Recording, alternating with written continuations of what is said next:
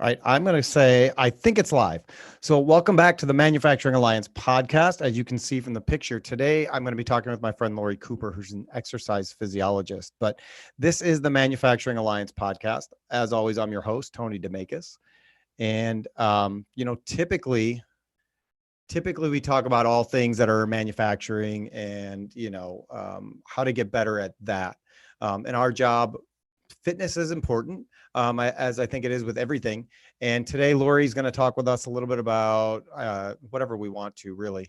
But it'll be leadership and perseverance and getting through those difficult times and mental, physical health and strength, especially now when everybody is trapped in a sense of not knowing what to do. So we're going to have some fun. We're going to have some positive conversations, and we're going to chat with my friend Lori. So how the heck are you, friend?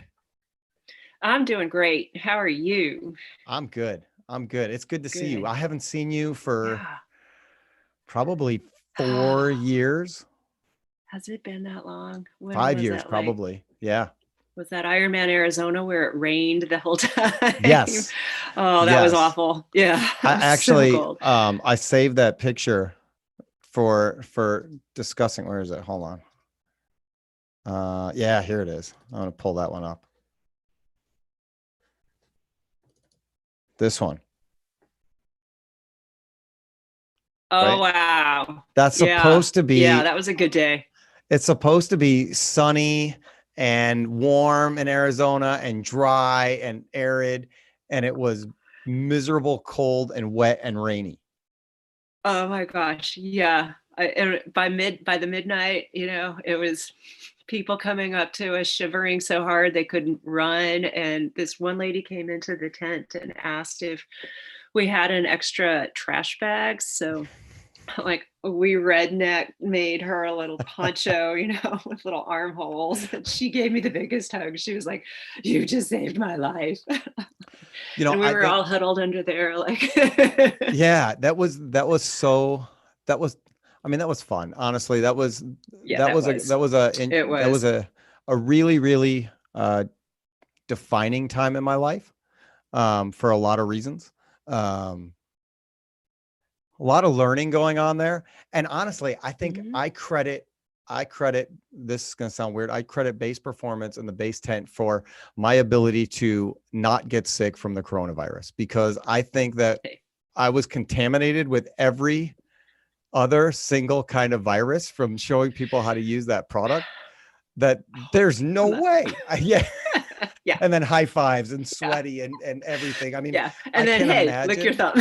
Yeah.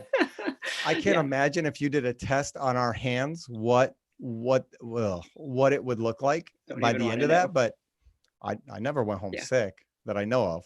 Yeah. Well, and swimming in some of those lakes, I'm pretty sure we drank some lake water that was way worse than anything. Well, yeah, because that's what they would do, right? They would find the one section of the lake that would pass the test and go, "No, you can swim, just stay in this area."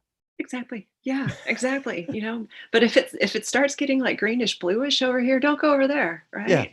Yeah. Just avoid that section, because the water doesn't flow, right? We're following the science. Water doesn't flow. It stays in one section. So it'll be fine. Nothing to see here. Yeah. Yeah. So what have you been up to in 4 years? Well, I have done some hardcore clinical research on some very, very high risk heart patients, which very interesting, phenomenal research. Managed to help get a device approved by the FDA, which is an implantable device, goes right into the heart. Okay. With a couple of electrodes that implant into the ventricles and kind of pre-charge the ventricles so that when somebody starts to move, it helps the heart contract a little better and delivers oxygen a little better. And I kind of low-key tried to get one for myself, and they're like, "We can't put it in a healthy heart." I was like, "But do you know how fast I could run if my heart didn't have to work twice as hard to pump?" Is that cheating? Like, no.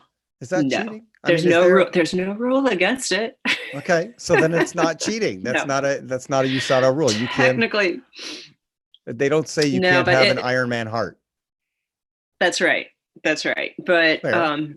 but the risk to a healthy heart though, I don't know if I'd want to be messing around with my electrical system, honestly, in a healthy heart.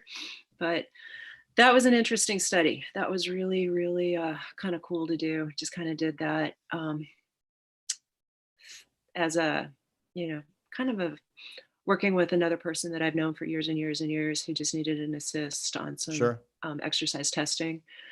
And now I have been hanging out with the US military, created a program basically from the bottom up. Okay. Well, so as they put it, because I'm with the Air Force, built the plane from the ground up as we were flying it. And it's been interesting. It's been basically I was given carte blanche. They Okay. dropped me in an Air Force base and said, do whatever you need to do to make this program work. Now, when you And for say me, that's program, like what a does that woohoo. mean? What I mean, So program. this was it was a task force that was put Okay. together by Headquarters Air Force and it's patterned after Special Ops. So Special Ops has providers who embed with their units who Okay. we have like a physical therapist, a registered dietitian, exercise physiologist, or a strength and conditioning person, and some form of psychologist or mental health professional who are dedicated to that unit and help them with their physical health, their mental health, the resiliency, and knowing what those guys do. Yeah. They have to be in top shape. And then when they come back from a mission, they need that support to help them kind of decompress afterwards. Right. So the Air Force said, hey, you know what? This works so well with the special ops. Let's see if it would work with just our normal guys on the ground. So they created this task force, so I was the beta test. We've been in operations for 2 years, embedding with squadrons, addressing their mental health and physical health needs, and basically doing whatever we need to do to keep these guys operational and healthy and fit. So when they said, do what you want to do, I was, I can do whatever I want to do with these guys. And they've been very, very receptive and welcoming to all of my ideas and pretty much willing to try, hey, let's just throw this up against the wall and see if it sticks. And if it doesn't stick, let's try something else. And Yeah. Well, it's been really interesting. That's continuous improvement.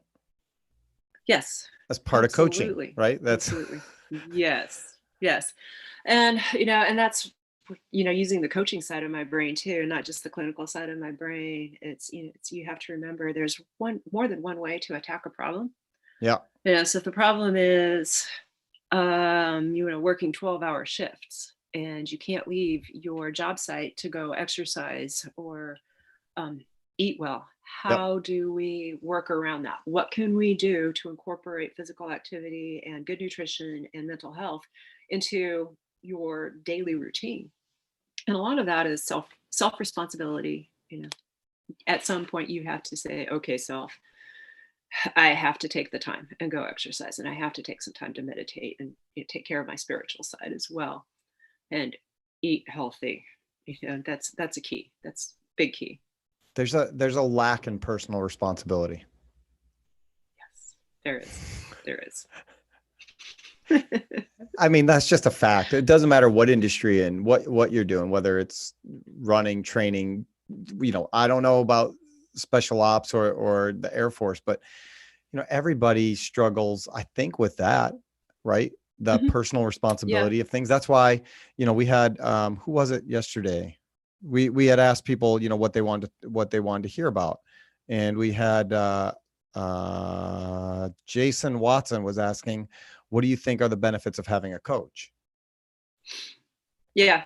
And did you see my snarky reply? I did see your snarky reply. That was, I think having a coach has many benefits and it's very helpful. Some coaches even go as far as to research falafel recipes for their athletes. That's right. Yeah. So Jason has been texting me. Jason, so to plug No Meat Athlete, they have a baked falafel recipe out there. Okay. So it saves you about half the fat. And he texted me one day. He's like, so what are those falafels that you made for me? And I couldn't find the recipe. So I apologized to Jason for making fun of him. Finally, I found it and sent it to him. He's like, yes, now can you come over and make them for me? And I don't even coach Jason anymore. Jason and I started out together a long, long time ago. I was actually his swim coach Okay. when he was trying to earn his pro card as a triathlete, and helped him get through his swim. And you can imagine this. He was a self-taught swimmer. I have nothing. So the first I don't time, know anything about yeah. that.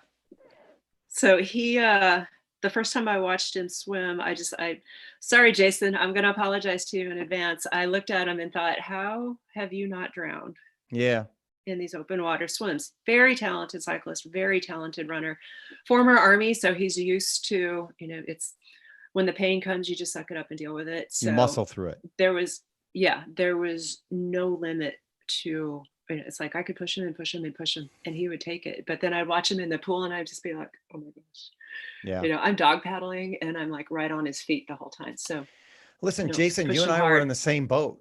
I was That's right. Yeah. Lori tried helping me swim too.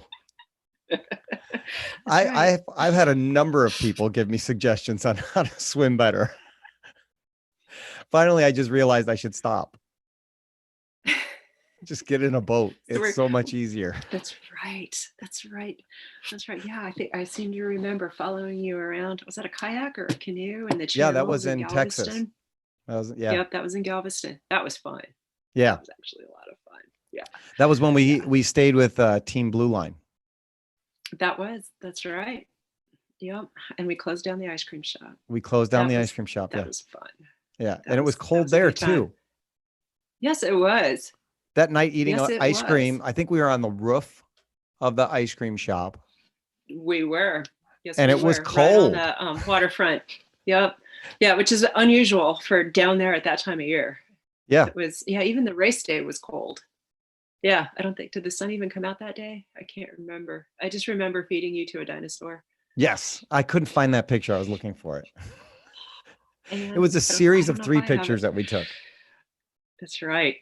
But yeah, I remember because we were staying at the Team Blue Line house, saving money, and Chad and their swimmer fell out because they were doing a relay. They were doing a Team Blue Line relay. Right.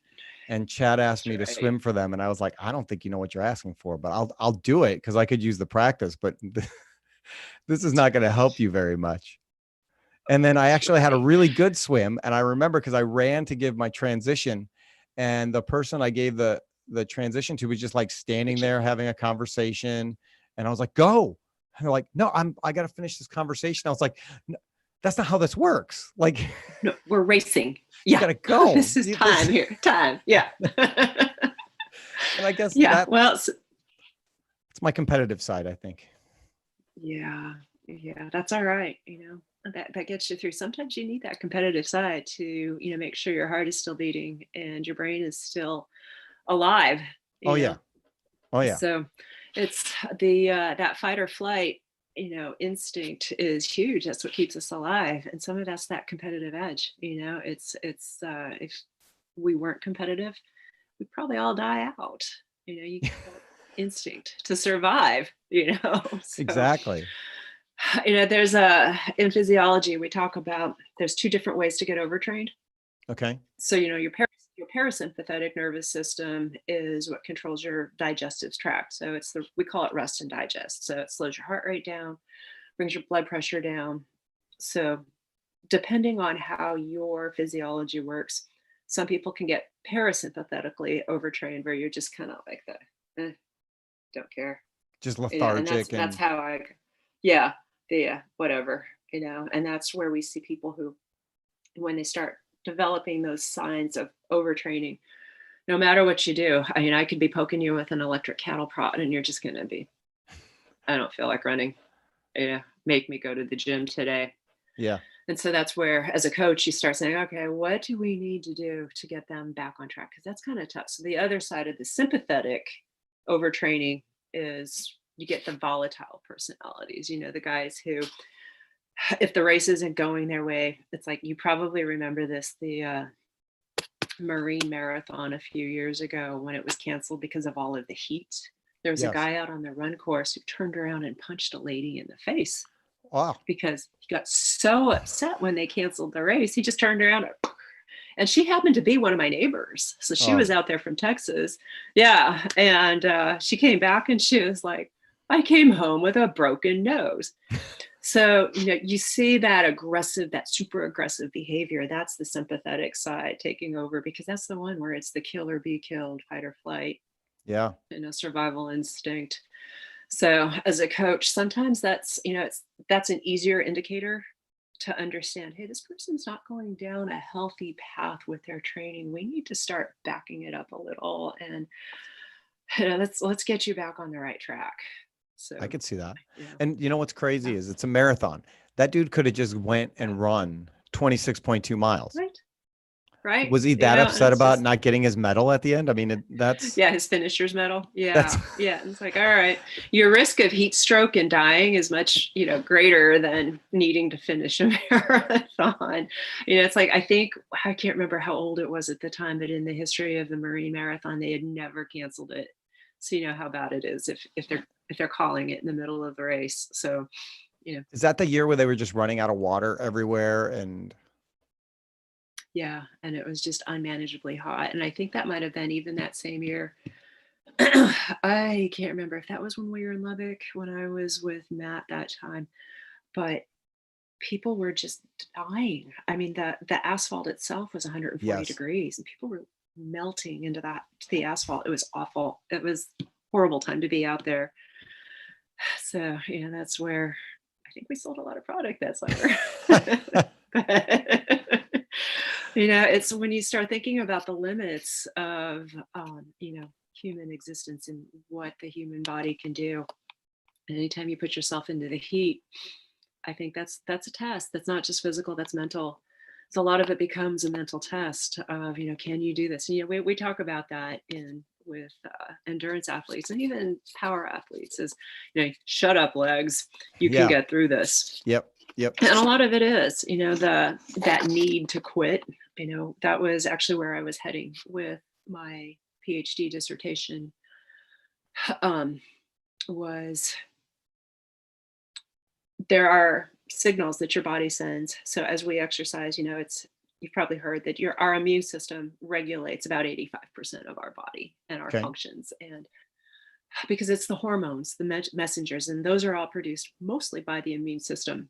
And as we exercise, even at the muscular level, there's always that feedback mechanism. The hormones are always being sent back to tell your brain. It's basically, the feedback checking in with your brain. And at some point, the feedback is, wow, 140.6 miles, it's kind of hard on the body.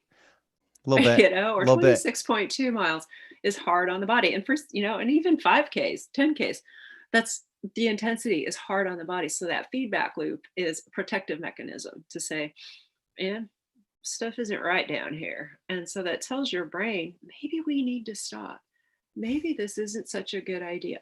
Maybe pounding our bodies into the ground for 12 hours a day is not a good idea. But then there's some people who are, I can take it.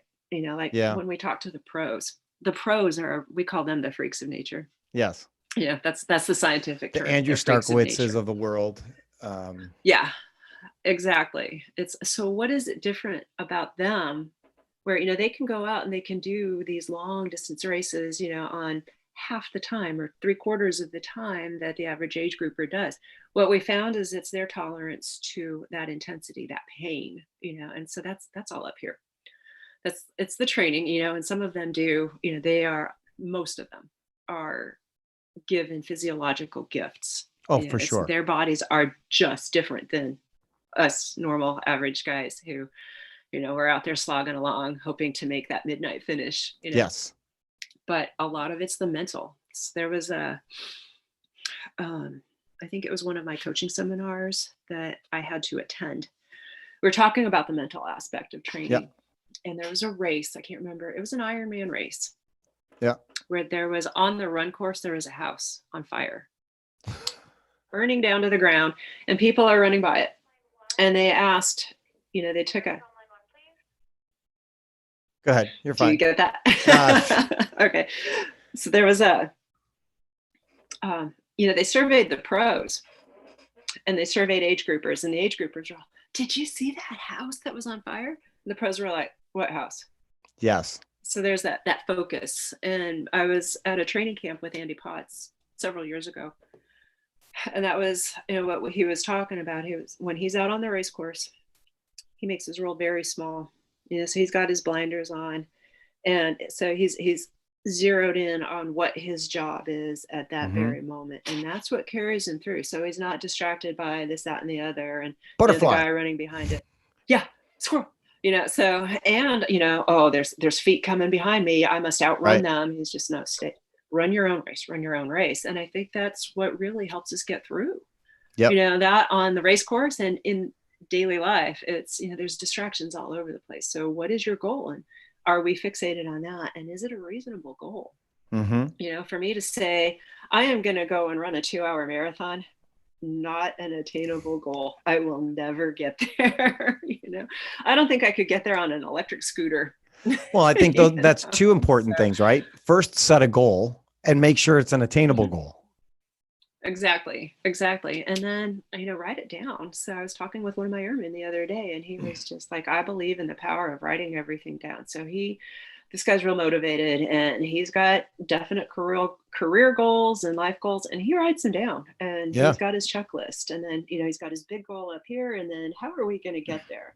And what is the timeline? And is this reasonable? And that's the other thing too. And then we talk about, what do you get when you get that goal? It's, I do that with, it works really well. It's like why some of these weight loss programs work really well. It's, so you set your goal. So, and it's reasonable. Is it reasonable to lose 30 pounds in a month? Not really. So one of my athletes came to me and thought, I need to lose 30 pounds between Thanksgiving and Christmas because I want to go home for Christmas and I want to really cool in my Speedo. I'm like, well, which arm would you like me to cut off? Because 30 pounds in 3 weeks is not an attainable goal.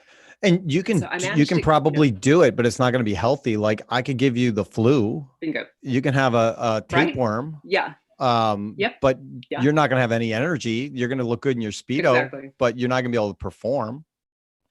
And let's talk about your, what it does to your overall health too. Right. When you're missing those nutrients, it's your body does not agree with that.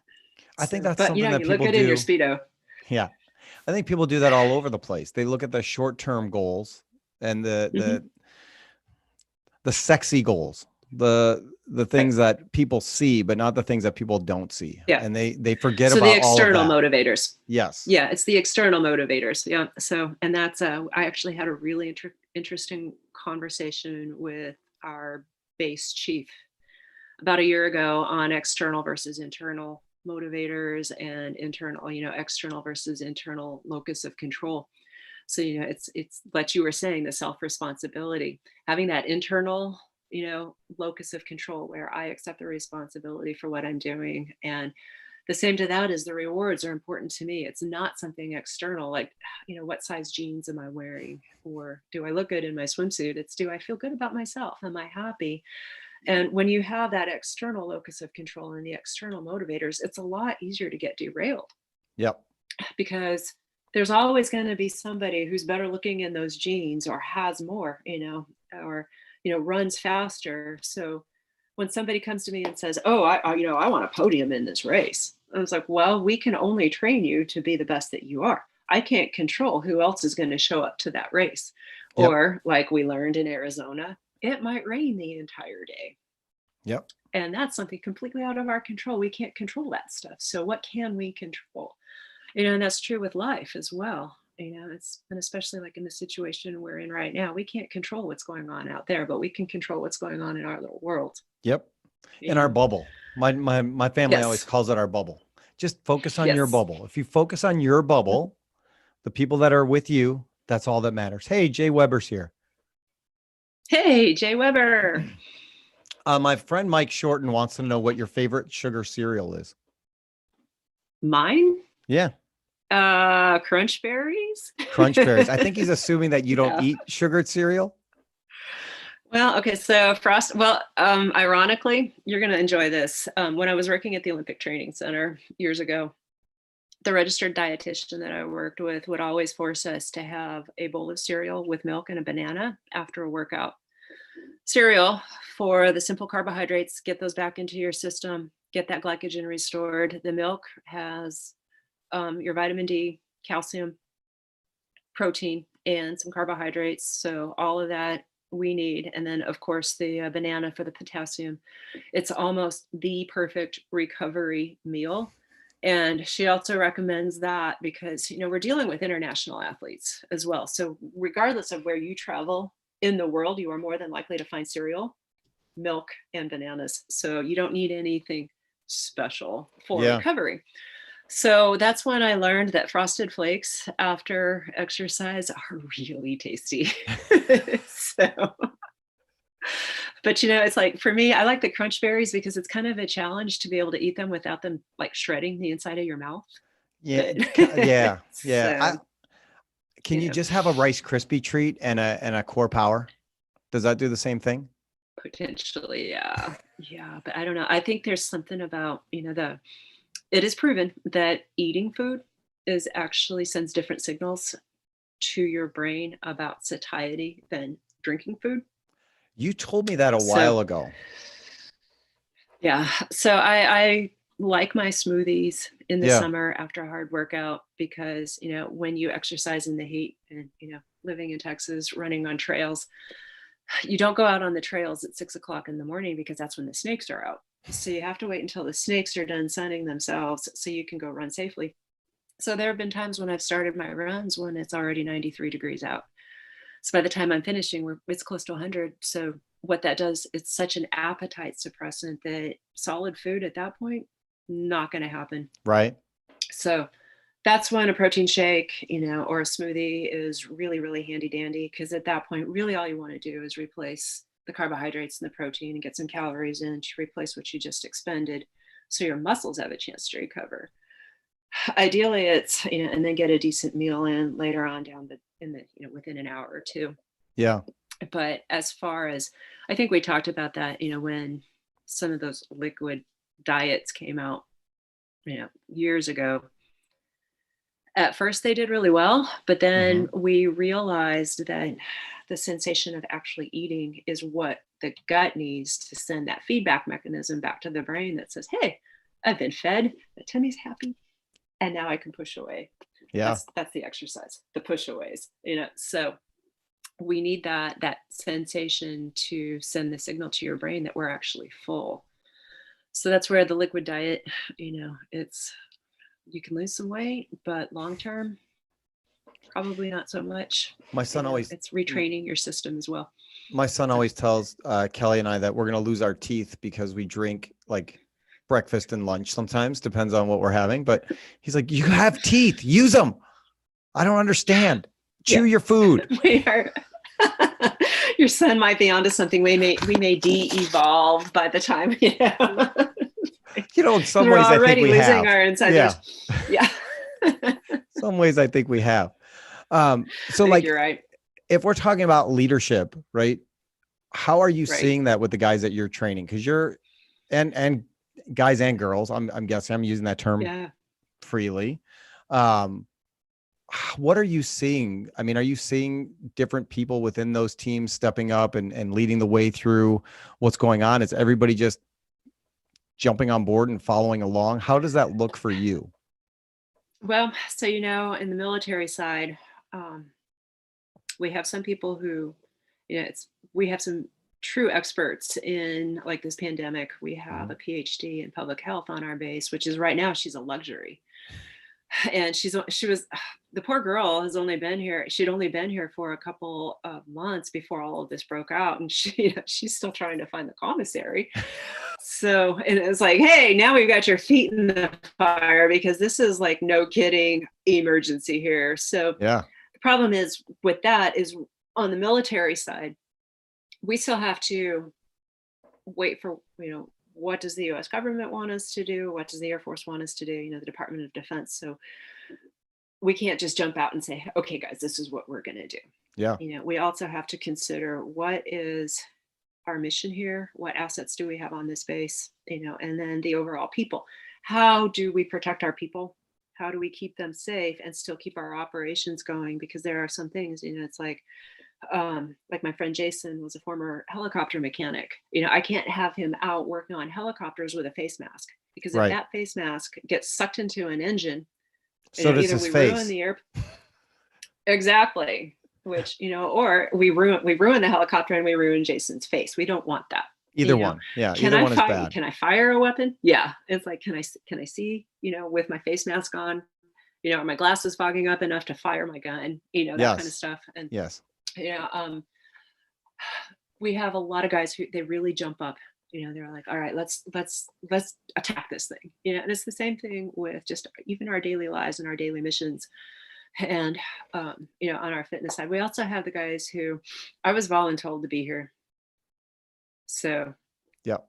I'm your leader, but I don't want to be here. So, and I should, and so, and you see that in daily life as well. I see it when I was going through graduate school and teaching. It was, yes, I love this. I love teaching. I love leading these students. I love shaping new minds. Or Yeah.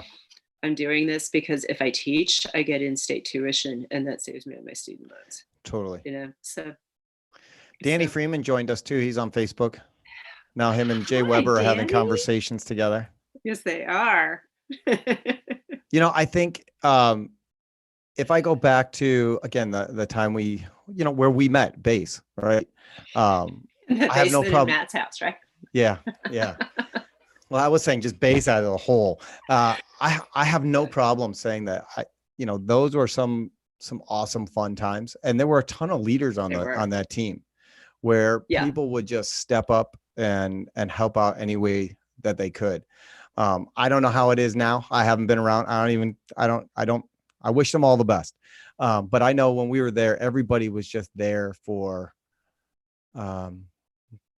making themselves better and making everybody else better. And that's what I truly appreciated about being there, was helping people get through some of the most difficult times of their lives, which happened to be a race, or helping them conquer those demons that they didn't think they had.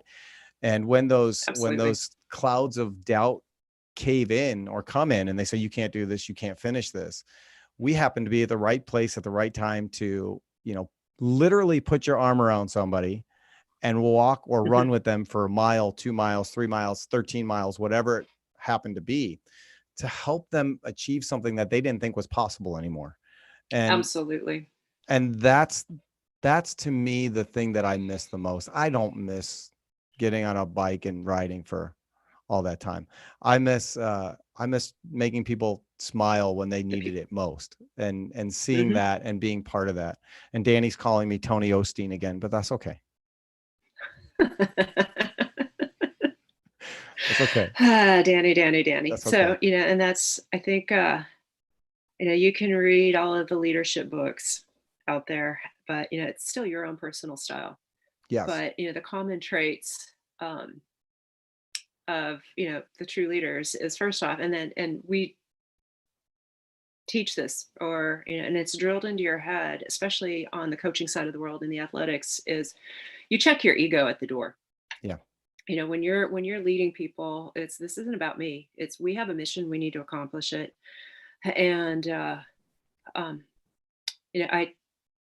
have a great example. So my program manager on my base she's a hard charger.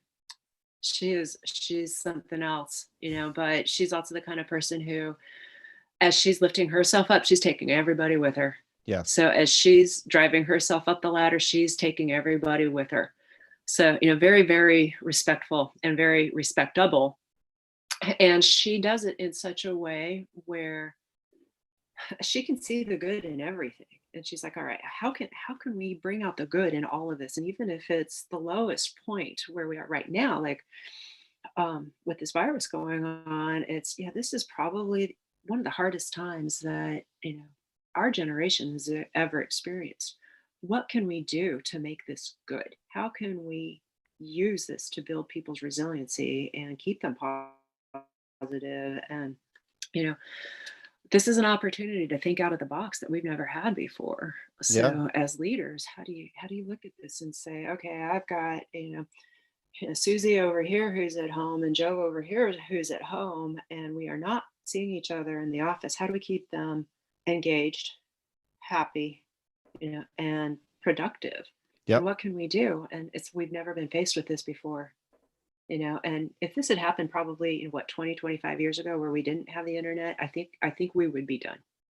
I really just don't think we would have. I couldn't be talking to you right now. No, no, not at all. So it would be so much harder to check in on our loved ones. So really the out of the box thinking, and then like we were talking about earlier, as leaders, we focus on the goal, Yes. and it's like, what do we need to do to get from step A to step B?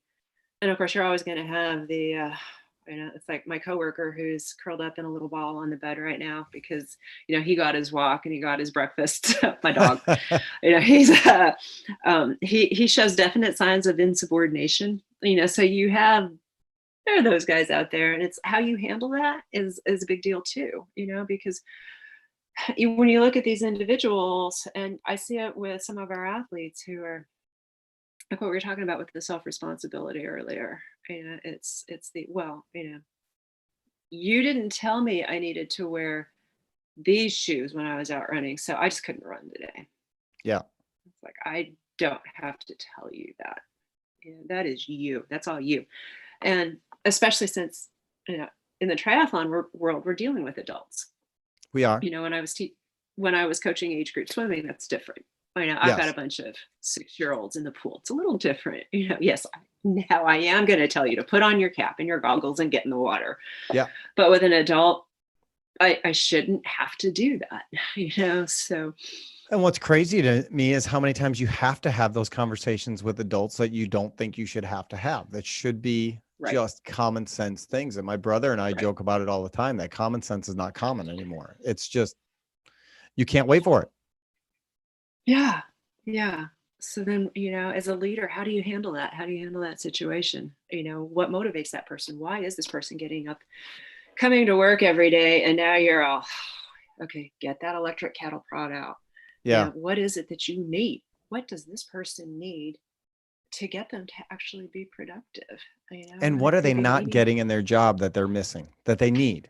Right. That's pretty much what you're saying. And I think I always go back to Gary Vaynerchuk, and he says, you got to talk to every person on your team individually, one-on-one, and find out what's important to them. Because for me, you can push me, right? Like you can beat me up. I'm kind of like that military guy, except I don't want people shooting at me.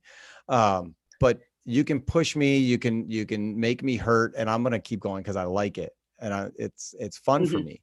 Somebody else needs a break, and they need a pep talk, and they need encouragement, and they need you to stop for a second and let them have a breakdown or whatever it is. So everybody's different in that regard. And as the leader, you have to understand that. As a coach, you have to understand that. I mean, Carrie McCoy was my coach, and I love Carrie. And yeah, me too. She is, in my opinion, one of the greatest leaders I know, because she will stop whatever she's doing to take you under her arm and find out what's going on and what's wrong. And, she wants the best for you, and she'll suffer her own race to make sure that, again, racing, she'll suffer and drop out or whatever it is to make sure that her athlete or her person or whatever it is doing okay and is healthy. And, I think that's based on her faith. That's just who she is. And I had a chance to talk with her a little while ago, about a few weeks ago. And again, first time I've talked to her in forever, because went from coach to not doing any of this anymore, and she's busy. But we just picked up right where we left off. And she's still the same person. She's out in Hawaii doing Kona Kids and changing lives and making people better. I mean, that's who she is, and that's what she is. I mean, you can't, some people you can't train that to. You can't make them a leader. You can't do it. Exactly. Yeah. There are some that, there are true followers, and you can't have leaders without followers anyway. So some people just need that, hey, just go do this, and that's fine. And that's all they need to be accountable for. And we need those people too. We Absolutely. need the leaders, we need the followers. So absolutely. I agree with you, but it's there's a saying in teaching where it comes from, it's they don't care what you know until they know that you care. And that's really what it comes down to. Yes. I like that And one. what you were just saying about Carrie. So I did one race with one of my athletes. It was an Xterra race. And after doing that race, decided I can't do this. I can't race with my athletes because I'm more worried about them than I am my own race. And it was an Xterra race. So, as soon as your brain starts wandering off the race course, that's when you Bad things die, happen. because it's a mountain bike, Yeah. Bad things happen. and, yeah, it was a super, super rocky race. So you have to be laser focused on that mountain bike the entire time. And I saw him out on the race course and I'm like, hey, squirrel. And that's when the Rocks won, So I made that promise to myself that I'm happy to be race support when my athletes need me there. But for me to be on the race course with them at the same time, it's just too distracting for me. I will end up in the hospital. And I don't feel like I'm also giving them 100%, because I've also got my own problems going on with, oh man, that was the day I realized I did not have my tires pumped up properly. And that also killed me on those rocks. But, it's, like you were saying, you also make sacrifices. Yeah. Like Carrie sacrificing her own race to make sure everybody else is doing all right. And as a leader, you also know where that fine line is where I will make the sacrifice to help all of these guys come up. But at the same time, I have to take care of myself as well, because if I am not taking care of myself, then I'm not a good leader. I can't be effective if, I'm falling apart inside. Yep. And you need those mental health days. Yeah. Oh, absolutely. And, that mental health is crucial. And we know, your physical health, like what we were just talking about, we're all trapped in our little bubbles right now, and our bubbles have become a lot smaller. And now it's finally getting to where we feel like it's safe enough to go outside again. And we know that exposure to the sun and exposure to nature really does a lot for our mental health. And that's the physical health side as well. Like I was talking about earlier, it's all mediated through the immune system. So if you can take care of yourself physically, go out and get your exercise and eat well and get some bright yellow sunshine, then the mental health usually follows.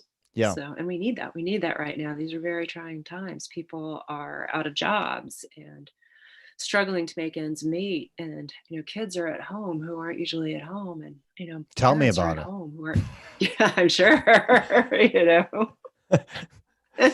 They are ready to go back to anything. Yeah. But on the flip side, my son has been working out. He'll work out 2 hours a day now. One, because he's bored, and two, because he's really starting to enjoy it. He's is he 13? How old is he now? Yeah, 13. 14? Yeah. 14. He's really looking like your mini me too. Yeah. Yeah. And now he's doing pull-ups, and we're doing the Murph together on Monday. And so that'll be fun. And he's enjoying it. He's seeing progress. He's seeing himself accomplish things that he couldn't do before.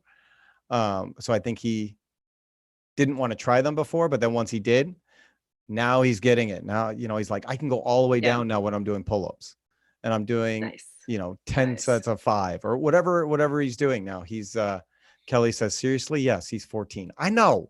It caught me off guard. Hey, were you there? Were you there when he popped out? I was there. The whole 2 days. But yeah, I think it's really good for him to be able to do those things. I think all the, what we were talking about, these trying times and having to find the positivity in it. I mean, that's biblical. Danny's going to call me Tony Osteen again, but that's biblical. You have to find the joy in difficult situations, because you're going through these things for a purpose, for a reason, to be better, to have growth. Exactly. If you go through them and you don't learn anything or make yourself better, that's on you. Well, I was just reading something, and Danny can call me Lori Osteen too, as well, if he would like to. I was reading something that, if life is always easy for us, then we have no reason to grow. We have no reason, our spirits have nothing to, because we have to be challenged to, I was doing a briefing I was actually doing a run clinic with some of the airmen last summer. It's probably July. So standing out in the heat and the humidity at 4:30 in the afternoon, dying. Yeah. So we're already it's dying, and we haven't even run yet. So I'm talking about the importance of warming up, and how as we're sitting here right now, so our muscles don't need a whole lot. Our hearts are kind of chill. We're in that rest and digest mode. But as soon as you get up to start running, now all of a sudden your muscles are using a whole lot of oxygen that they weren't asking for, and the nutrition that they need to power the run. So the people who, it's like, if I get up off the couch right now and I go off and I attempt to run all out without warming up, and now my muscles have the demand here and my cardiovascular system is still down here. So there's this deficit.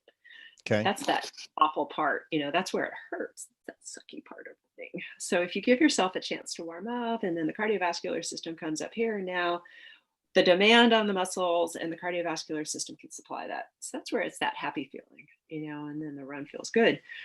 But then, at some point that just levels out, so if we're always running the same speed, we never improve. Yeah. So you have to get into that pain cave, so you have to push yourself. And so you're back into, well, now my muscles are working this hard, but my cardiovascular system is here. And so now we're back into that sucky part, Yeah. So, but you have to push yourself. You have to learn that, hey, you know what? It might hurt for a little bit, but if I always back down, all I'm ever going to learn is that it hurts. Yep. And I was talking about this with my airmen. It's like, and that's true with life. If you can't, you got to, what are your strategies to work through that? Because life is always going to be painful. And if we always if you're doing it right. Yeah. Yeah. Because, if, like I just said, if it's always easy, what are we doing? We're just coasting. It's like, I don't want to introduce drama. I don't want to stir up the drama in my life. But at some point, it's, when your brain is growing, it hurts. Mm-hmm. So if it's starting to not hurt anymore, then are we truly growing? And the strategies that we learn to deal with that, that's what makes us better people. That's what keeps us going. And like what we were talking about earlier, the perseverance, you have that bag full of tricks that helps you get through it. And what, like this has been the biggest learning experiment, I think, worldwide, is how do we deal with this? How, and I think hopefully on the other side, we'll have learned something and we will have a better bag of tricks. Yeah. When it happens again, because it will. It will. So. Yeah, it always does. Hopefully what doesn't happen when it happens again is we shut down the world again, because that's we will have a better bag of tricks by then. That's a whole different rabbit hole. But Jason Watson says, have you had the problem of motivating athletes to train when they don't have an upcoming race?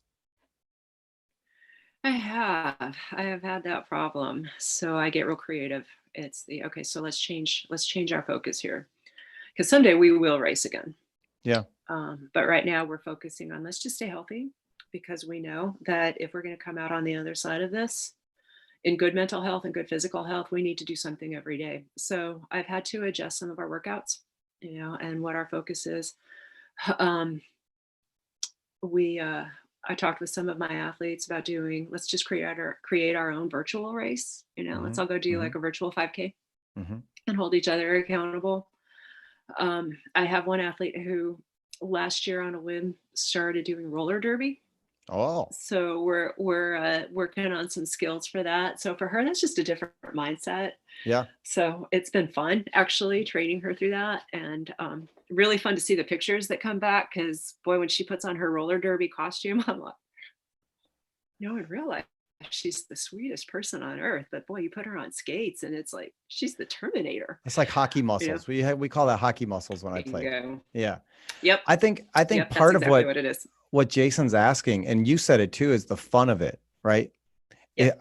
My opinion, I'm not a coach. If you have a hard time motivating an athlete to do their training because they don't have an upcoming race, they're really, truly not enjoying it. And they're just trying to tick a box, right? Exactly. I like training. I'm one of those sick people that really, really likes to work out. I like the way that I feel during it. I like the pushing my body and trying to get to that next level of whatever it is. I never dreaded it. I enjoy Mhm. it. And if you're not having fun Yeah. doing it, maybe you should stop spending thousands of dollars on races and Yeah. wasting your Yeah. time. I was Yeah. supposed to do Ironman Wisconsin. That was going to be my Ironman. And I remember that. In the summer, I had started this job here at Alliance, and I was spending 40, 50 hours a week at work, I remember and that. then trying to do 20 to 30 hours of training along with that, and 10, 15 hours on the weekend. And I realized I wasn't I remember seeing that. my family, the people that I Yep. was working with and the people that I loved the most, the things that I should be caring the most about, I wasn't spending any time with. And it became very unfun and unmotivating for me. And I had to realize that that doesn't define me. That's not who I am. Right. I can Right. still go for a 15, 20-mile bike ride. I don't have to be gone all day if I'm not enjoying it. Mhm. Just Mhm. because you have a race, you don't have a race. If you don't like it, stop. I mean, just Yeah. stop. Well, and we were talking about that. I love the racing, the competition, but that's an external motivator. Yeah. For me, the racing is, can I do better than I did last time? Yep. And Jason will slap me on the wrist about this. He was with me the last time I did the Xterra World Championship, and I can't remember what place I was in, but I was doing all right in that race, and I got up to the top of the ridge and actually got off my bike and took pictures I saw those pictures. of the top of, and I'm like, and there was a volunteer at the top of the ridge, and I throw my bike in the weeds, and he's looking at me like, "What are you doing?" I'm Yeah. like, "I will probably not be out here again. And if I do, I will probably take it seriously. So I am going to take pictures while I'm up Yeah. here, because that part of that race course is actually not a true mountain biking trail. It Okay. is a plantation that they allow Xterra to use. And they have actually changed the bike course now. And since I didn't do that race last year, I don't know if it goes up there anymore. Um, so I was like, yeah, I am going to enjoy this moment because that's what makes me happy. I do not enjoy nearly getting killed by the ocean when it's mad at me. So, for me, that's not fun. I got tumbled really hard on a practice swim and came out of the water just thinking, I am lucky I'm not paralyzed right now. Yeah. So that part's not fun. So, like what you were just saying, when it becomes unfun, then we have to regroup and we have to think about this. But again, it's also okay, do I work through the pain? Yeah. Um, you know, um, I don't want to work through having my neck broken because I misjudged the waves, and boy, did I misjudge them. That was a really bad choice on my part. Yeah. Um, but like what we were saying before, it's that internal motivation to continually improve yourself. Yep. Yep. If you know, if I went back to Galveston, so I had a really good race the last time I did Ironman Galveston. That was years ago. Can I still do that kind of performance? Probably not, because I haven't been training for that kind of racing, but that's what keeps you going. Mm-hmm. That's when, like we were talking about earlier, if my only goal is to finish top 5, I can't control the rest of the You competition. can't. So that's not motivating, and that's not fun. No. So, right now, since like what we were talking about when I texted you the Atlas stones earlier today, is Yeah. we are in a unique challenge where even if I wanted to train, I can't get to a gym. you know, I can't go buy weights at Walmart or Nope. Amazon or, Anywhere. Bob's Gym, supply. So I can't even, it's like that. Was like, come on, Tony, we got to create it. You're a Yeah. manufacturing company. Let's make our own, So um, go to Lowe's, buy some sandbags, go bench press your kid. Actually, one of the girls that I work with on base has pictures of herself doing squats with her daughter on her back. And, her Yep. daughter's nearly as tall as she is. And, fill up a suitcase. I had an airman who was on a temporary assignment, and they were going to charge him $90 to use a gym for a week. And it was like, I'm not paying $90 to go to the gym for a week. So he tells me, he's like, yeah, I was that guy. I was in my hotel room doing leg press with the couch. Nice. I'm like, of course you were. Of course you were. Kelly made that suggestion to me. We'll just all sit on the couch and you can do leg presses. And you can leg press it. There you go. Yeah. And then Kelly gets a new couch too, right? Yeah. I think, again, we'll take it all the way back to the beginning of personal responsibility. Don't say you can't. I mean, you could do it. Yeah. It's not, it's maybe not optimal. Like you can't find a pull-up bar, go to Home Depot, buy a couple pipes, screw them together and drill it into the basement. I mean, it's what are you willing to do? And then what we might come out of this is, you know what? I don't need that gym membership. I've got everything I need right here in front of me. I can run up and down the road. If I can find the weights, I'm canceling the gym membership. That's we've already decided we're going to clean out the basement. We're redoing the basement. Especially now that Jack is interested in doing it and he's interested in having the weights. We'll make that, the basement is growth like we are. It started out as baby stuff. Now it's got a game room and some other toys. Then as they grow, we have to grow. It's like anything else. It's progress. It's continuously change and making things different, not just going, this is what it is. Yeah. Just leave it alone. Well, and that's one of the things, plus having it at home. If you've only got 15 minutes in the morning to do something and then 15 minutes at night, you can do that. Versus for some people, if I have to exercise for an hour, that's too much to think. It's like I work 8 to 5. I've got kids. I have, if I'm going to school, I have homework to do. I have to help the kids with their homework. And now I am also the kids' teacher now, and, I can't even order. Well, I guess I could order pizza. It can come to my house, but we still have life going on, so we still have to take care of ourselves. But if you've got that gym equipment, I've said this a lot of the times. A swim workout, even though the workout is an hour long, the trip to the pool, change, swim, clean up after that. It's a 2-hour trip to the gym. Yeah, minimum. That's a lot of time. To be gone from work or to be gone from the house. And, but if you've got it right there, one of the girls that I work with, she keeps her 5-pound weights in the living room because if she's tripping over them, she has to pick them up. One of the other ladies that I work with was asked how she could incorporate more exercise. Do push-ups during the commercials. If you're sitting in front of the TV, watching a movie or whatever, do push-ups during the commercials, do air squats during the commercials. There's always going to be commercials. Yep. And honestly, that's probably about 2/3 of your show. You're going to get a lot more time working out than you are sitting. Absolutely. So, it's you have to think outside the box, like we were saying. So, and it all, like self-responsibility. It's with everything. It's with everything.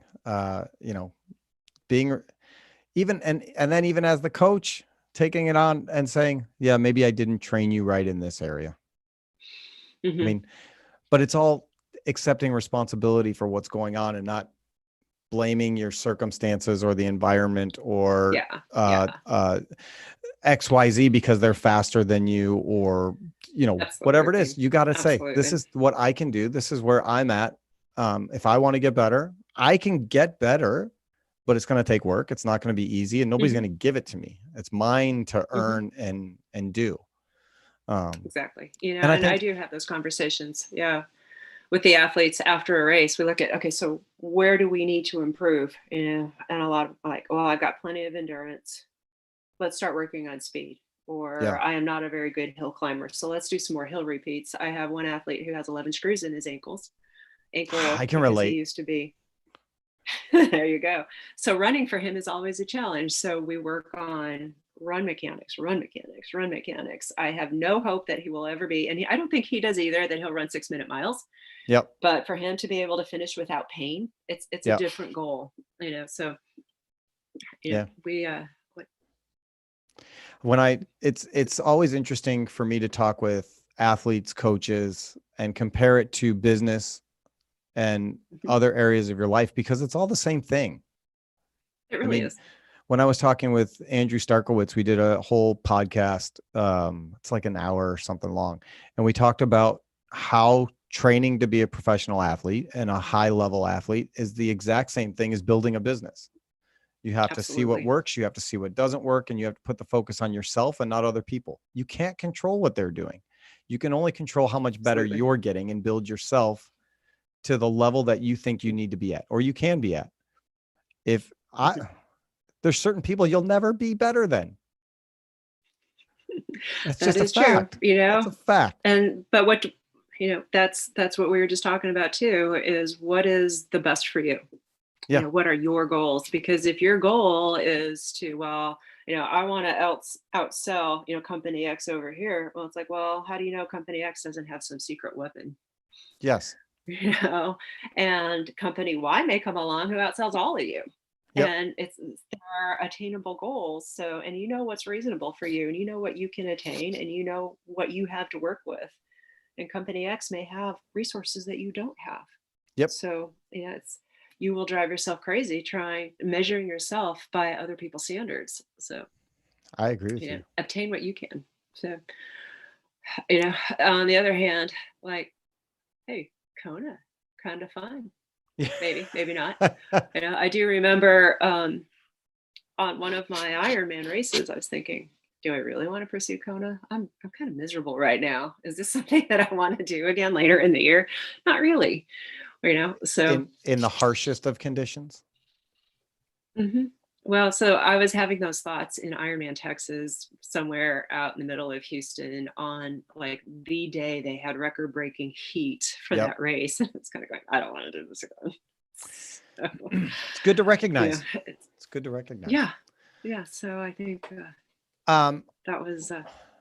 I kept you an hour and 3 minutes past 33 minutes past what I said I was going to. I'm sorry. So I'm gonna end this because I don't know if anybody's gonna stick around and watch it. We've had some people watch, some people ask questions. I appreciate that from everybody. I hope you got a little bit of enjoyment out of it. I'm gonna really quickly run through who's coming up soon. This is our upcoming schedule. Tomorrow is Camille Sackett and her husband Wally from a seed mold. CLC, most of it's manufacturing. You are a rarity on here, Lori. Hey. Yeah, a good rarity. I'm so honored. I'm honored. Yeah. And then Hillary will be back because it'll be Monday, and she's here every Monday from Westminster Tool. And then Dana and Jason from Carbon.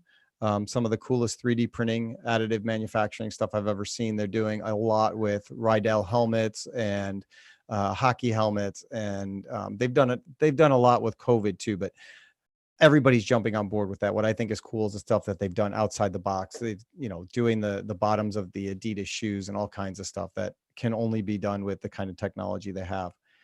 And then Paul Britton from International Mold Steel, which will be fun. He's always got a lot to talk about. Lindsay Diamond from Metro Mold and Design in Minnesota. Mark Denzler is the president of the Illinois Manufacturing Association. So that'll be interesting to find out what's going on with all of us and what we can look forward to. Big Scott Smith from DME is a bundle of energy, a huge bundle of energy. And I mean that in the nicest possible way. I'm sure that's going to be, my stomach will hurt when it's over because the dude is hysterical. I love him so much. And Troy Nix, our leader for the AMBA and MAP program. So Troy's got a book out, huge motivational guy. He's leading the AMBA and the MAP, the American Mold Builders Association. And I'm looking forward to talking with Troy as well. Anybody listening, we always end this show with a prayer because we want the best for everybody. So, Lori, do you have any? Lori Cooper is why I tuned in. I would figure, Jay Weber, that is why you tuned in, because you haven't before. So I hope you were not disappointed. And if you were, I'm sorry, you never have to listen again. Does anybody that is still listening have any prayer requests or things that they would like thrown out there? If not, we'll do a general prayer for everybody and hope everybody has a good day. So we'll give it a hot second. Lori, thank you. You're welcome. We got to talk more often because we do. One of my favorite things about you is how happy you always seem to be, whether it's real or not, or your face is just permanently smiling. I don't know, Well, I was going through like some of your Okay. Ironman or your pictures. And where is it? Hold on. Now I gotta show everybody while we're waiting. Oh no, which one is this? No, they're not bad. I wouldn't show anything bad. I'm wondering, like, which... Like, Am I being fed to a dinosaur? No, you are clearly muddy Oh, okay. and fallen, and this is. Oh, that was the year that the Xterra race, the Xterra World Championships, had the record-breaking rain. Yeah. That was the year that the bike leg took as long as usually the entire race would for me. So yeah. Now that's pretty much one of the guys that would do the Xterra races with me. He would actually do the trail runs, and then he would volunteer for the triathlons. And he made that comment to me one day. He's like, it doesn't matter what the conditions are. He's like, every time you ride by, you got the biggest smile on your face. That's it. He's like, I can tell you're in the kill or be killed mode, but you're smiling while you're doing it. So yeah. Yeah, but like I said, one of my favorite things about you is your ability to find the joy and the positive in all situations. And it just shows, because where most people would be grimacing and like, oh, I hate what I'm doing right now. This is so hard. You don't have that. You're enjoying that you're there with the opportunity and the ability to do it. So I really, really appreciate that about you. You know, so some of the guys, so that picture, there's this big long tunnel that is, we ride through it. When you leave the transition area and then we start up the mountain, you come in and out of that tunnel, and it is darker than dark in there. And one year I go riding up right as we're going out, and all these guys are in there like, this is the world championship. And I go riding by them, you know, hey guys, why so serious? Yeah, exactly. Just, they're looking at me first off because the girls swim last. Okay. So think about that. I'm passing them on the bike, and I was one of the last people in the water. So they're looking at me like, there's a girl. And she's talking while she's riding, and she's telling jokes. I'm telling dad jokes while we're riding. Yeah, you're not supposed to do that. Yeah. It's like, wait, first off, I'm getting chicked by a girl who started the swim 15 minutes after I did. So I'm like, well, if you're going to be out here, you should have fun. You know, like what you were just saying. Yeah. You know, if I'm going to be out there and I'm going to push myself for 4 hours, I'm going to have fun while I'm doing it. Is this the one? Yeah, that's the one. That's where I got swallowed by the sea. Jason actually took that picture. I know. He just sent it to me. Yeah. Oh, did he? Yeah, that was like the one where Aquaman my little go brother. Into that. Aquaman would have probably fared better than I did. That was, my younger brother commented on that. Hey, we need a chicken named Hey Hey. I have one. I was like, little brother, you do? You do. Yeah. Yeah. There you go. There's Hey Hey. Yeah. Yeah. I love it. Of course I do. Come on. Love it. Well, I should know better. I should have known better. Of course I have. That was my Moana moment. Yeah. The ocean at I need actually, you had that on, you posted that on Facebook. You found that like at Target or something. Yeah, they're at Target. They still have them at Target. Kids. Yeah. You were embarrassing your children. No, Jack was having fun with me. He wasn't embarrassed at all. Okay. We were both having fun with Hey Hey. All right, we're gonna go down another rabbit hole. I'm gonna wrap us up, and then you and I can talk later. So I just want to say thank you, Lori, and Heavenly Father, thank you for this opportunity to reconnect with my friend. Thank you for bringing her into my life in the first place. I know that all the things that we went through that time period were for a reason, and this is one of them. Because without difficult times, you don't appreciate the good things that come out of it, as long as you find them. So we just want to pray for everybody's safety and well-being, for athletes and just everybody to keep their motivation and their mojo and their joy and their wits about them, because this too shall pass. And when it does, we all have to be prepared for the new normal, not the old normal, the new normal of what things are. And if we sit back and do nothing, we're not going to be any better after going through all this. So thank you for the challenges you give us. Thank you for the blessings that turn from those. And thank you for everything that you've done with us or for us in the past. We love you. And it's in Jesus' name we pray. Amen. Lori, thank you, my friend. Hey, you're welcome. Anytime. We shall talk again. Absolutely. It's not going to be 4 years before we have another conversation. I don't think it should be. I think it should be much sooner than that. I agree. All right. Absolutely. I'll send you a message later today, and just thank you. Thank you for your time. You're welcome. Okay. All right. See you later. Thank you. See ya. All right, everybody. Thank you for listening once again to the Manufacturing Alliance podcast, Chat and Chow. It's been fun talking with you or talking at you. Thank you for everybody that participated in the conversation and joined us. If you enjoyed it at all, you got a little bit of joy, a little bit of knowledge, a little bit of anything out of it, please ask people to watch next time or listen. They're on YouTube. They're on Facebook. Anybody can see them, listen. And if you'd like to be a guest or have a topic that you think we should cover, please let me know, and I will be happy to do so. I'm doing this show not for me, but for everybody else, and just bring a little joy and positivity in the world. So thank you for listening. Thank you for your time. Take care, and God bless.